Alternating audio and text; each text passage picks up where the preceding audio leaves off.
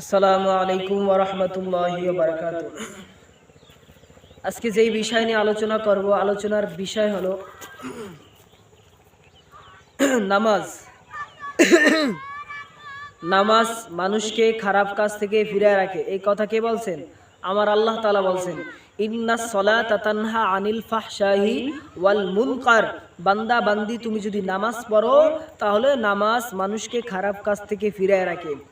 আর যেই বান্দা বান্দি নামাজ পড়বে না, খারাপ কাজ থেকে সে ফিরে থাকতে পারবে না। কারণ বলতে পারেন, হুজুর আমাদের সমাজে অধিকাংশ লোক নামাজ পড়ে ঠিকই, মানুষের জমি ঠেলে খায়, নামাজ পড়ে ঠিকই, মানুষের সাথে অন্যায় করে, নামাজ পড়ে ঠিকই কিন্তু অন্যায় বাদ দেয় না। তাহলে বোঝা হয়ে গেল যে নামাজ নামাজের মতো হয় না। তাই আমরা নামাজ পড়বো, আল্লাহকে দেখানোর জন্য নামাজ পড়বো।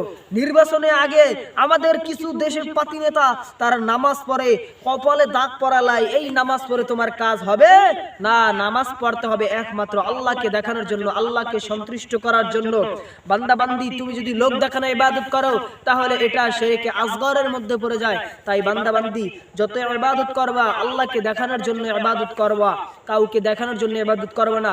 বান্দা, তুমি যদি নামাজ পড়তে পড়তে কপালে দাগ পরায় লাও, পাও দাগ পরায় লাও, যদি তোমার এই নামাজ যদি আল্লাহর কাছে কবুল না হয় তাহলে এই নামাজ কোনো কাজে আসবে না। বান্দা বান্দি, চিন্তা করতে হবে। সাহাবায়ে কেরাম, নবী রাসূলদের ইতিহাস থেকে জানি, আমাদের নবী পয়গম্বর জনাবে মুহাম্মদুর রাসূলুল্লাহ সাল্লাল্লাহু আলাইহি সাল্লাম, তিনি যখন নামাজে দাঁড়াইতেন, নামাজ পড়তে পড়তে পা মোবারক ফুলে রক্ত বের হয়ে যাইত। আম্মা জান আয়েশা রাদিয়াল্লাহু তাআলা আনহু বলেন, ও পয়গম্বর, আপনি এত কেন কষ্ট করেন? মায়ের নবী চোখের পানি ছেড়ে দিয়া বলে, ও আয়েশা, আমি তো কষ্ট করি আমার উম্মতের জন্য, আল্লাহ আমাকে মাফ করে দিয়েছেন, আমি কি তার শুকরিয়া গুজার কোনো বান্দা হব না? অবশ্যই হব। তাহলে তাদের নামাজ আর আমাদের নামাজ, আমরা যখন নামাজে দাঁড়াই আমরা অধৈর্য হয়ে যাই, আমরা যখন রোজা রাখি আমরা অধৈর্য হয়ে যাই, অথচ গানের প্যান্ডেলে যাইলে আমরা অধৈর্য হই না, নর্তকী নারীদের নাচ গান দেখার সময় আমরা অধৈর্য হই না, মোবাইলে সিরিয়াল দেখার সময় আমরা অধৈর্য হই না, আমরা যখন নামাজ পড়ি 5-6 মিনিটে 10 মিনিটে তখন আমরা অধৈর্য হয়ে যাই। আমাদের ঈমান, আমাদের বুঝতে হবে যে আমাদের ঈমানের ভিতরে কমতি আছে, ঠিক কি না? যখন আমরা কারোর সাথে আড্ডা দেই তখন ঘন্টার চেয়ে ঘন্টা সময় চলে যায়, নামাজে যখন দাঁড়াই তখন আমরা অস্থির হয়ে যাই, কখন নামাজ শেষ হবে, কখন নামাজ শেষ করব। যখন আমরা রোজা রাখি তখন আমরা অস্থির হয়ে যাই, হতভম্ব হয়ে যাই, আজানের 1 ঘন্টা আগে, আধা ঘন্টা আগ মুহূর্তে প্রাণ বের হয়ে যায়, হায় আল্লাহ এত কষ্ট আর সহ্য করতে পারি না। অথচ বন্ধু বান্ধবদের আড্ডায়, মোবাইলের আড্ডায় কত সময় নষ্ট হয়ে যায়, তখন বান্দা অধৈর্য হয়ে যায় না। আল্লাহর কাজ করার সময়, বান্দা ইবাদত করার সময় তখন অধৈর্য হয়ে যায়, ঠিক কিনা? তাই আমাদের বুঝতে হবে যে আমাদের ইমানের ভিতর ঘাটতি কম আছে, আমাদের ইমান ভালো না। আমাদের ইমান হলো কি ভেজাল, ইমান হলো ভেজাল।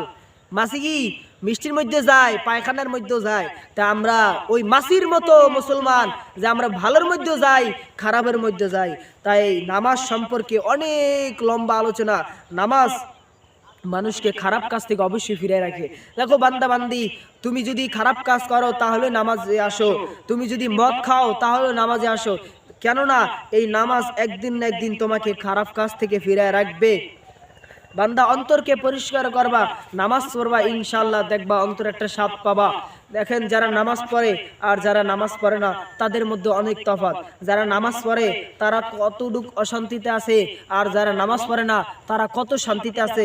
জিজ্ঞাসা করো, নামাজিওয়ালা বান্দাদের চেহারা দিকে তাকাইলে একটা মায়া হয়, একটা নূর হয়, একটা চমকে যায়, তাদেরকে দেখলে মহব্বত হয়। আর যেটা বেনমাজি, এখন কই তারা হুজুর আমাদের নামাজ পড়ি না, আমরা হেলে আমাদের বেনামাজি করলেন না। যারা বেনামাজি, যারা নামাজ পড়ে না, তাদেরকে দেখলে মহব্বত আসে না, তাদেরকে দেখলে আকর্ষণ আসে না, তাদের চেহারায় কোনো নূর নাই। কোনো বান্দা বান্দি যদি কালাও হয় তাহলে মনে করেন তাই সে যদি নামাজও পড়ে তাকে দেখলে একটা নূর আসে, মায়া আসে, মহব্বত আসে। কি জন্য? ওই বান্দা নামাজ পড়ে। তাই আমাদের নামাজ পড়তে হবে একমাত্র আল্লাহকে দেখানোর জন্য নামাজ পড়বো। আমরা নির্বাচনের আগে নামাজ পড়বো না, এখন কইতেন হুজুর হেলে নামাজ কাল বাদ দিয়ে দিন না। নির্বাচনের আগে অনেক নেতারা দেখা যায় তারা নামাজ পড়ে কি মানুষকে দেখানোর জন্য নামাজ পড়ে। নির্বাচনের আগে অনেকে দেখানোর জন্য, মানুষের দেখানোর জন্য কাজ করে, যে রাস্তাঘাট করে মানুষ আমাকে ভোট দেবে না। তুমি নির্বাচনের আগে মানুষকে দেখাইলা, নির্বাচনের পরে মানুষকে লাথি মারলা, এরকম দরকার নাই। ঠিক আমরা নামাজ পড়বো একমাত্র আল্লাহকে দেখানোর জন্য, ঠিক কিনা ভাইরা আমার, বন্ধুরা আমার? যেই কথাগুলো বললাম, নামাজ মানুষকে খারাপ কাজ থেকে ফিরে রাখে। বান্দা কাজান মানে কি আজান শোনে এক কানে আরেক দিকে দৌড়ায়, কয় নামাজ পড়ে পড়মু, কবর চিন্তায় বাসি না, ওইসে বড় বাটফার, ঠিক কিনা? কয় হুজুর নামাজ কেমনে পড়মু, কবর চিন্তায় বাসি না। আর বেটা তুই যদি কবর চিন্তায় তোর যদি ঘুম না হইতো তাহলে তুই অবশ্যই নামাজ পড়তি। তুই যদি কবর চিন্তায় যদি এতই অস্থির থাকতি তাহলে তুই ঘুমায় থাকতে পারতি না। তোর চিন্তা কর দরকার মালাকুল মউত কোন সময় এসে পড়ে, কোন সময় আমার রুহটা থাবা মারিয়ে লয়ে যায়। আমি তো এশার নামাজ পড়লাম না, আমি তো ফজর নামাজ পড়লাম না, আমি জোহর আসর মাগরিব নামাজ পড়লাম না, আমি বিভিন্ন অকর্ম চলে গেলাম। এই নামাজের কাফারা কে দেবে? তাই নামাজ মানুষকে অবশ্যই খারাপ কাজ থেকে ফিরায় রাখে। বান্দা তোমার নামাজ যদি নবী রাসূলদের মতো হয়, বান্দা তোমার নামাজ যদি সাহাবায়ে কেরামদের মতো হয়, বান্দা তোমার নামাজ যদি তাবেঈনদের মতো হয়, তাহলে অবশ্যই সাহায্য আসবে, বিজয় আসবে। অনেকে বলে হুজুর নামাজ পড়ি ঠিকই, রোজা রাখি ঠিকই, দোয়া করি ঠিকই, কিন্তু আল্লাহ তাআলা আমাদের নামাজ, রোজা, হজ, যাকাত কেন কবুল করে না? কোনো শান্তি পাই না। কি একমাত্র হলো হারাম। হারাম খাইতে খাইতে, সুদ ঘুষ খাইতে খাইতে পেটটারে ডেরাম বানাইছো, ঘরের স্ত্রীও ডেরাম বানাইছো।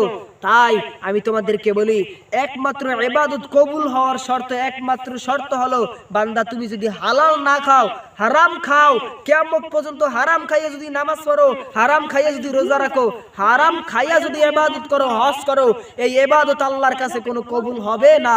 তাই বান্দা বান্দি তোমাদেরকে সতর্ক করে বলতেছি, নামাজ পড়বা, আল্লাহকে দেখানোর জন্য পড়বা, নামাজ পড়বা, হালাল খেয়ে নামাজ পড়বা, হারাম খেয়ে নামাজ পড়বা না, হারাম খেয়ে দান করবা না, হারাম খেয়ে ভালো কথা বলবা না, হালাল খেয়ে ভালো কথা বলবা, হালাল খেয়ে নামাজ পড়বা, হালাল খেয়ে রোজা রাখবা।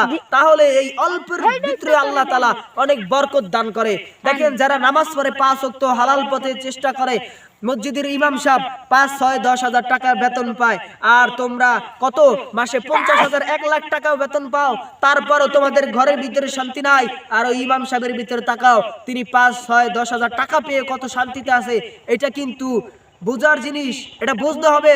দেখেন আমাদের সমাজে গরু বেশি না কুকুর বেশি? কুকুর বেশি, গরু কম। কোনটা কত কয় না? আমাদের সমাজে গরু বেশি না কুকুর বেশি? কুকুর। গরু গরু বেশি। কারণ গরু দেখেন কেমনে, একটু হিসাব মিলান, কথা না শুনলে আবার জানেন হেলা আবার ফেস লাগবে। হুজুর কি কইলো? দেখেন গরুতে বাচ্চা দেয় 5, 6টা, 7টা, আবার 2, 3টাও দেয়, কিন্তু গরুতে বাচ্চা দেয় কয়টা? একটা দেয়, 2টা সর্বোচ্চ। কিন্তু কুকুরে বাচ্চা দেয় বেশি, কিন্তু গরুতে বাচ্চা দেয় কম, তারপর গরুর সংখ্যা বেশি। কি জন্য? কারণ হালালের ভিতরে বরকত আল্লাহ তাআলা রাখছেন, কিন্তু হারামের ভিতরে আল্লাহ তাআলা বরকত রাখে নাই। বান্দা তুমি নামাজে দাঁড়াইবা, হারাম খেয়ে নামাজে দাঁড়াইও না, হালাল খেয়ে নামাজে দাঁড়াও, তখন আল্লাহর কাছে ইবাদত করবা, আল্লাহর কাছে দোয়া করবা, তখন আল্লাহ তাআলা দোয়াকে কবুল করবে।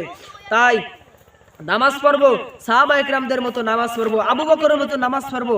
আবু বকর রাদিয়াল্লাহু নামাজ পড়তে পড়তে নামাজের ভিতরে কান্না করতে করতে অস্থির, কিয়ামতের চিন্তায়। আর আমরা নামাজ পড়ি ঠিকই, কিন্তু আমাদের নামাজের ভিতরে কোনো কান্না নাই। আমরা নামাজ পড়ি, আমরা অর্থ বুঝি না। চাইনিজ ভাষা যেরকম, চাইনিজের ভাষা যেরকম অর্থ বুঝি না, আমরা নামাজ পড়ি ঠিকই, কিন্তু নামাজের কোরআন তেলাওয়াত যে করি আলহামদুলিল্লাহ সূরা অর্থই জানি না। অধিকাংশ মুসলমান মুখে হাত দিয়ে বলতে পারবে না যে আমি আলহামদুলিল্লাহ সূরাটা ভালো করে বলতে পারবে এবং অর্থ সহকারে। তাই আমি বলতেছি আলহামদুলিল্লাহ সূরা এবং কমপক্ষে 4টি সূরার অর্থ ভালো করে সূরা মুখস্থ সহকারে পড়তে হবে।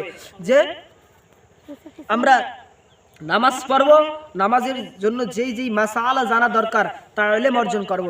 যেই বিষয় নিয়ে আলোচনা করলাম, এই বিষয় নিয়ে যা কিছু বললাম, আল্লাহ তাআলা আমাকে এবং আপনাদেরকে কবুল ও মঞ্জুর করেন। আমিন। ওয়া আখিরি দাওয়ানা আলহামদুলিল্লাহি রাব্বিল আলামিন। আসসালামু আলাইকুম ওয়া রাহমাতুল্লাহ।